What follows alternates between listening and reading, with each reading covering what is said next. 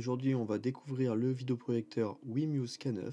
C'est un vidéoprojecteur compact et polyvalent. Avec sa résolution Full HD et sa compatibilité 4K, il offre une image nette et détaillée. Il intègre un autofocus et une correction trapézoïdale. Passons à l'ouverture de la boîte. À l'intérieur, on y retrouve, comme d'habitude, le câble d'alimentation, la notice,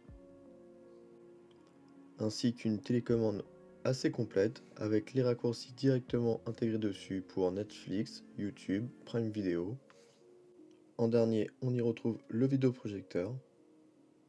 Comme vous pouvez le voir, il est assez compact, léger, facile à installer. En façade, on peut voir l'objectif et son cache pour éviter la poussière, ainsi que le capteur pour l'autofocus et les autres réglages automatiques. Sur le côté, la grille pour accéder au filtre anti-poussière. À l'arrière, c'est assez complet, une prise RJ45, bien sûr le Wi-Fi est intégré, deux USB, deux ports HDMI, ce qui est assez rare pour ce prix, plus un port jack. En dessous, on peut y retrouver la vis de fixation pour tout support, ainsi qu'une molette pour régler l'inclinaison. On passe maintenant à la page d'accueil, on y retrouve les différentes plateformes. On va passer dans les paramètres pour voir les différents réglages. Commençons par le zoom qui s'adapte de 50% à 100% selon la taille de votre écran. Passons à la correction trapézoïdale. Elle peut être réglée automatiquement ou manuellement via l'interface avec le réglage 4 points. Pareil pour le focus, il est automatique mais vous pouvez l'ajuster manuellement. Passons maintenant le test en image. Comme vous pouvez le voir, l'image est claire, nette, très colorée.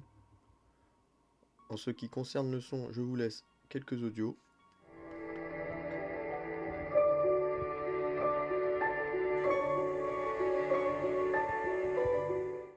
Il intègre un système stéréo de 2x20 watts. Bien sûr, pour une meilleure qualité, vous pourrez le brancher à une barre de son ou un système audio au cinéma.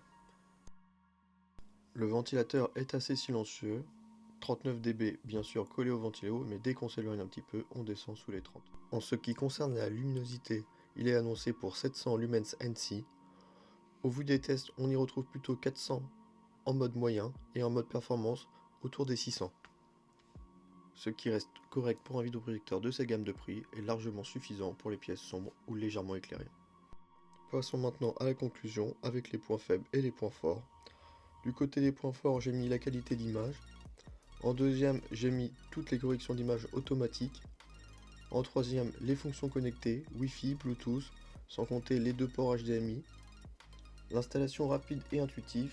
Et en dernier, un très bon rapport qualité-prix. Pour les points faibles, en premier, j'ai mis la luminosité réelle limitée.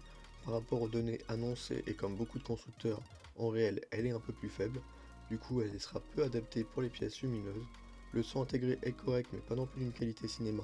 On aurait apprécié un peu plus de basse, et les contrastes sont perfectibles et peuvent limiter dans certains films. Pour finir, ça restera quand même un très bon vidéoprojecteur pour le prix. On le rappelle, il passe sous la barre des 160 € sur AliExpress avec les coupons.